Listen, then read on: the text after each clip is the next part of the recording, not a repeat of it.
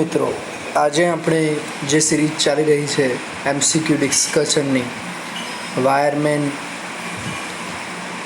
તરીકે UGVCL, DGVCL, પીજીવીસીએલમાં પૂછાયેલા પ્રશ્નોના યાદીની તેમાં આજે આપણે થર્ડ લેક્ચર લેવા જઈ રહ્યા છીએ. તો આજનું ત્રીજું લેક્ચર આપણે શાંતિથી એ વિશે અભ્યાસ કરીશું.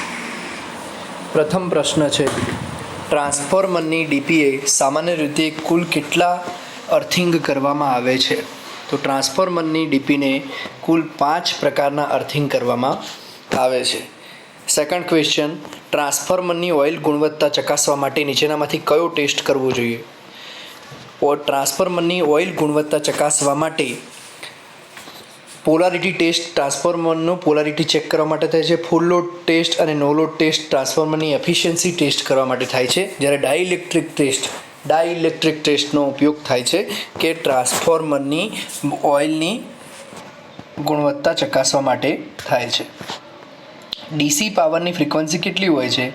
તો ડીસી પાવરમાં કોઈ પણ પ્રકારની ફ્રીક્વન્સી હોય નહીં. ફ્રીક્વન્સી એટલે 1 સેકન્ડની અંદર કોઈ અક્ષિસ ઉપર આપણે જોઈએ ગ્રાફ દ્વારા કે કોઈ અક્ષિસ ઉપર કેટલા દોલનો થાય છે. જ્યારે આ એસીનું વેવફોર્મ છે.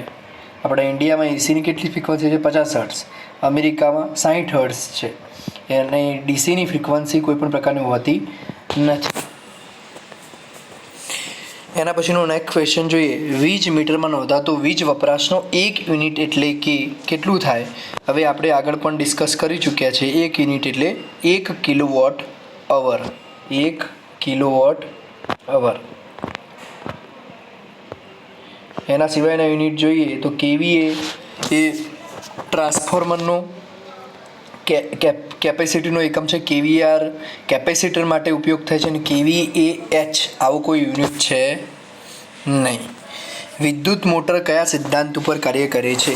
તો વિદ્યુત મોટર વિદ્યુત ઉર્જાનું યાંત્રિક ઉર્જામાં રૂપાંતરણ કરે છે. એવી રીતે વિદ્યુત જનરેટર પૂછાય તો યાંત્રિક ઉર્જાનું વિદ્યુત ઉર્જામાં રૂપાંતરણ કરતું હોય છે. એના પછીનો નેક્સ્ટ ક્વેશ્ચન છે, ટીએનડી લોસ એટલે શું? ટીએનડી એટલે ટ્રાન્સમિશન અને ડિસ્ટ્રીબ્યુશન લોસ.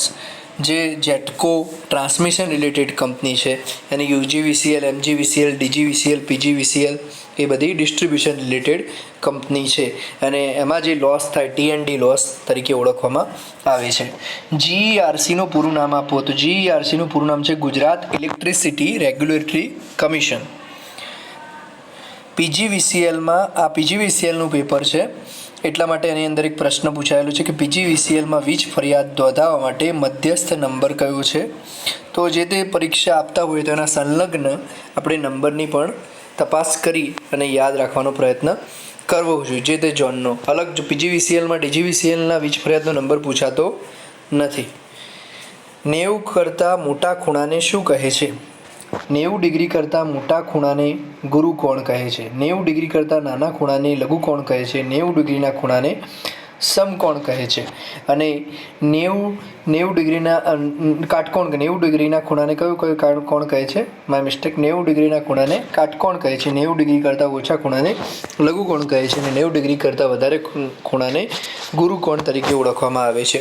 ઉષ્ણ તાપમાનને 50 સેન્ટીગ્રેડને ફેરનહીટમાં ફેરવતા હવે આ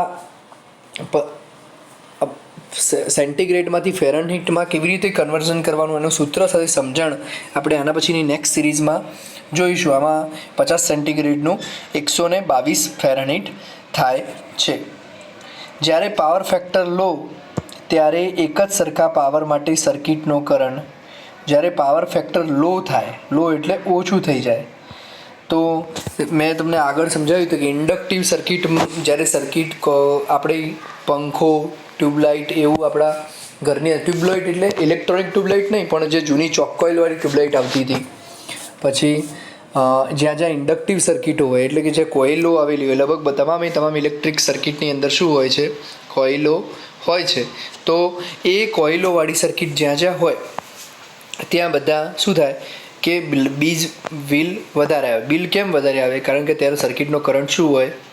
વધારે હોય. એટલે પાવર ફેક્ટર લો થાય ત્યારે સર્કિટનો કરંટ વધારે થાય. એની એડવર્સ ઇફેક્ટ, જો પાવર ફેક્ટર હાઈ હોય તો કરંટ કેવો જોઈશે? ઓછો જોઈશે. એના પછીનો નેક્સ્ટ ક્વેશ્ચન છે, એસી સર્કિટમાં કેપેસિટરનો ઉપયોગ નીચેના કયા હેતુ માટે થાય છે?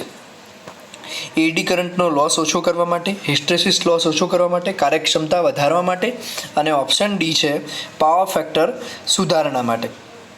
તો આપણે આગળ પ્રશ્ન જોઈએ કે પાવર ફેક્ટર લો હોય તો ઇન્ડક્ટિવ સર્કિટ હોય તો પાવર ફેક્ટર લો થાય છે.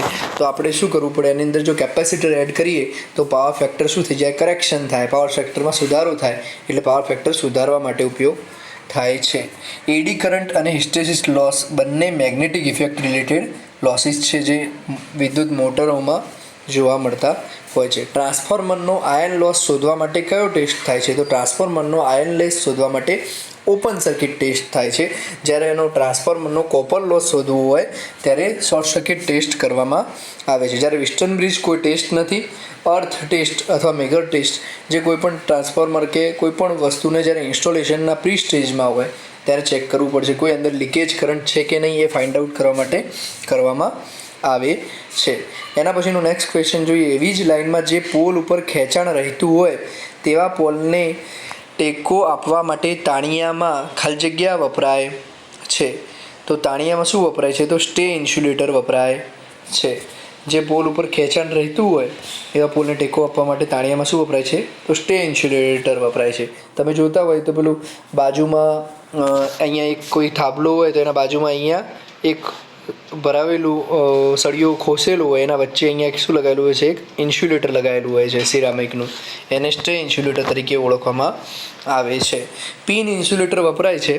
પિન ઇન્સ્યુલેટર ક્યાં વપરાય છે? તો ટ્રાન્સમિશન અને ડિસ્ટ્રીબ્યુશનની અંદર પિન ઇન્સ્યુલેટર વાયરની લાઇનની અંદર વપરાતું હોય છે. અહીંયા જે વપરાય એ પિન ઇન્સ્યુલેટર હોય છે, જ્યારે અહીંયા જે વપરાય એને શું કહેવાય? સ્ટે ઇન્સ્યુલેટર કહેવામાં આવે છે. પીવીસી ઇન્સ્યુલેટર, તો ઇન્સ્યુલેટરનો મતલબ શું કે ઇલેક્ટ્રિક લાઇનનો કરંટ પાસ થવા દે નહીં, એકબીજાને શું કરે? ઇન્સ્યુલેટ કરે, અલગ કરે, તો એને ઇન્સ્યુલેટર તરીકે આપણે ઓળખીએ છીએ. એના પછીનો નેક્સ્ટ ક્વેશ્ચન છે, વીજ લાઇનમાં પોલમાં અર્થિંગ કરવા માટે ખાલી જગ્યા વપરાય છે. તો જીઆઈ વાયર અર્થિંગ માટે જનરલી જીઆઈ વાયર જ વપરાતો હોય છે. અને જીઆઈ વાયર પરીક્ષામાં પ્રશ્ન પૂછાય તો સ્ટાન્ડર્ડ વાયર ગેજનો 8 નંબરનો વાયર વપરાતો હોય છે. એમએફનો અર્થ મીટરની પરિભાષામાં ખાલી જગ્યા એમએફ એટલે મલ્ટિપ્લિકેશન ફેક્ટર. એમએફ એટલે મલ્ટિપ્લિકેશન ફેક્ટર. આ કાલે પ્રશ્ન આપણે ડિસ્કસ કર્યો તો 1 HP 5 HPનો પ્રશ્ન હતો, 4 કલાક ચાલુ રહે તો કેટલું એનું વોટ રેટ થાય? તો 1 HP બરાબર 746 વોટ. જો 736 વોટ આપેલું હોય ઓપ્શનમાં તો એ પણ સાચું, બેમાંથી જે આપેલું હોય. એના પછીનું નેક્સ્ટ ક્વેશ્ચન છે, 800 રિવોલ્યુશન યુનિટના ગિયરવાળા મીટરના ડીશ અડધા યુનિટ માટે ખાલી જગ્યા આટા ફરશે. સિમ્પલ લોજિકલ ક્વેશ્ચન છે. 800 રિવોલ્યુશન પર યુનિટ લખેલું જ છે કે 800 રિવોલ્યુશન કેટલા યુનિટમાં થાય? પર યુનિટ, એટલે 1 યુનિટે 800 રિવોલ્યુશન, તો અડધા યુનિટે કેટલા? 400 રિવોલ્યુશન ફરે. સલામતી માટેનો ફ્યુઝ ખાલી જગ્યામાં મૂકવામાં આવે છે. કોઈ પણ ફ્યુઝ હોય અથવા સ્વિચ હોય તો તમામે તમામ સ્વિચ પ્રોટેક્ટિવ કંટ્રોલિંગ એસેસરીઝ છે, એટલે એ હંમેશા ક્યાં લગાવવામાં આવે?